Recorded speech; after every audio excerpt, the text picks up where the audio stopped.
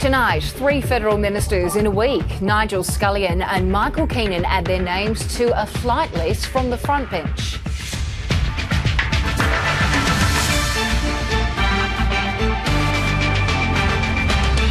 Also ahead, pride and protest on display during Australia Day commemorations.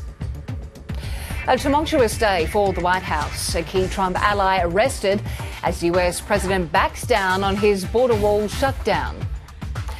And Patrick the Destroyer. Catch! On debut, Patterson, and Cummins gets 10 for.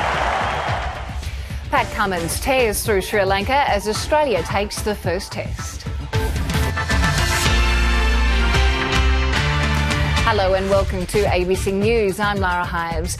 The weather first around the capital cities for tomorrow. Increasing sunshine in Brisbane, a possible shower in Sydney and Canberra, mostly sunny in Melbourne, Hobart and Adelaide, sunny in Perth, and a possible thunderstorm for Darwin.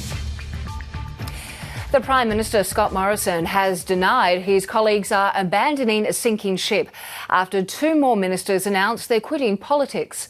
Human Services Minister Michael Keenan and Indigenous Affairs Minister Nigel Scullion both declared they'd resigned within hours of each other, just 1 week after the Minister for Women, Kelly O'Dwyer, quit. Tens of thousands of people have boycotted today's official Australia Day events, protesting against what they call Invasion or Survival Day.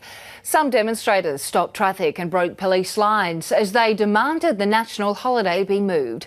Indigenous Affairs reporter Isabella Higgins has more. New South Wales has sweltered through a blistering Australia Day, with parts of the state reaching the high 40s. The extreme heat didn't spoil the celebrations, nor did it deter protests. Instead, thousands ventured out for commemorations, united under a blazing sun. Well, weather conditions have eased, and so has the bushfire emergency that gripped Tasmania. And while Tasmania has escaped what was shaping up to be a potential disaster, there's still 400 firefighters working on 28 blazes across the state, meaning the threat is far from over.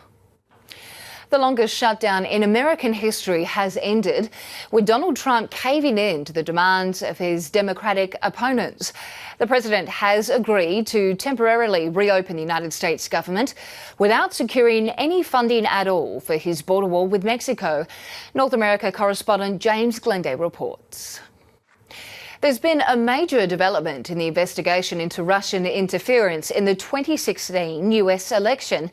The FBI has raided the home of Donald Trump's long-term advisor, Roger Stone.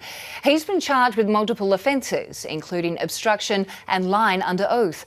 North America correspondent Connor Duffy reports from Washington.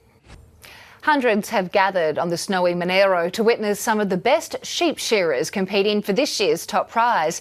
It's one of many activities taking place at the Bombala Australia Day celebrations. Locals and tourists across inland New South Wales headed into town to join in the festivities. Time for sports news now. Here's Andre Leslie.